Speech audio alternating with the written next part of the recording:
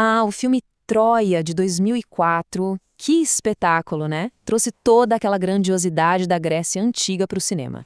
Mas, por trás de toda essa superprodução de Hollywood, tá a Ilíada de Homero, um poema com, tipo, quase 3.000 anos. E hoje a gente vai colocar os dois lado a lado para ver o que bate e o que não bate. Troia foi um baita sucesso de bilheteria, todo mundo viu. Apresentou essa história para uma geração inteira. Só que a pergunta que não quer calar é: o quão fiel essa adaptação foi ao poema original? Pois é, a resposta pode ser bem surpreendente. Vamos começar pela mudança que, pra mim, é a mais radical de todas: o tempo. A forma como o filme lida com a linha do tempo da guerra é impressionante.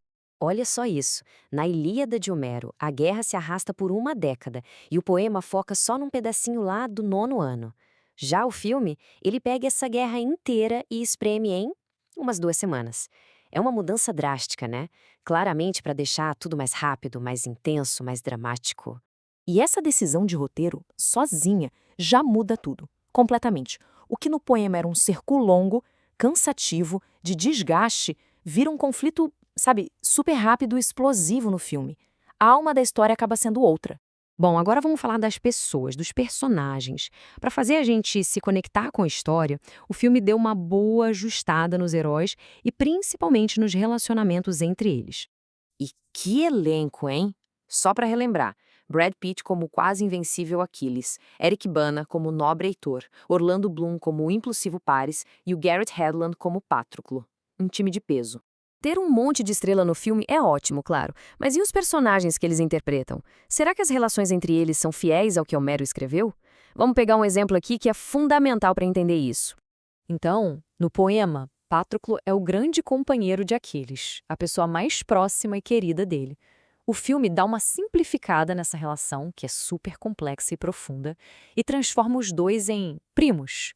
Pode parecer um detalhe, mas essa mudança altera toda a motivação da famosa fúria de Aquiles, sabe? Vira uma vingança de família, algo mais direto e talvez mais fácil de entender para o grande público. E falando em mudanças grandes, isso nos leva ao que talvez seja a maior surpresa de todas. Uma surpresa que tem a ver com o grande final do filme. Pensar rápido.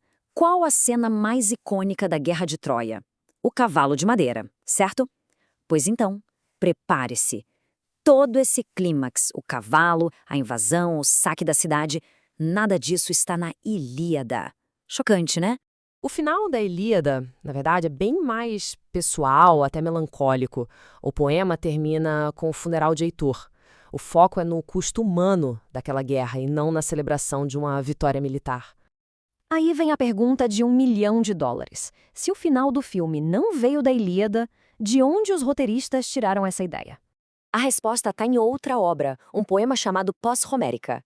Basicamente, para criar uma história mais completa e com cara de cinema, o pessoal de Troia misturou elementos de vários textos antigos. Eles não se prenderam só à Ilíada. Certo, então eles mudaram a duração da guerra, as relações dos personagens e até o final. Mas, e aí? Como é que o público e a crítica reagiram a tudo isso? Vamos dar uma olhada nos números. Primeiro, a grana. O estúdio apostou alto, mas muito alto mesmo no filme.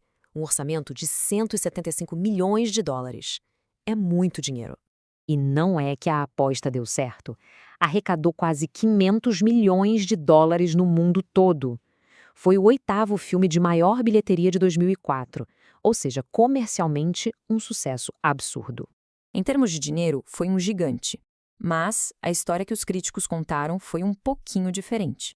O que a crítica dizia em geral era o seguinte: o filme é um espetáculo, ótimo entretenimento, cheio de ação, mas foi muito criticado pelas liberdades que tomou com a obra original, com a Ilíada.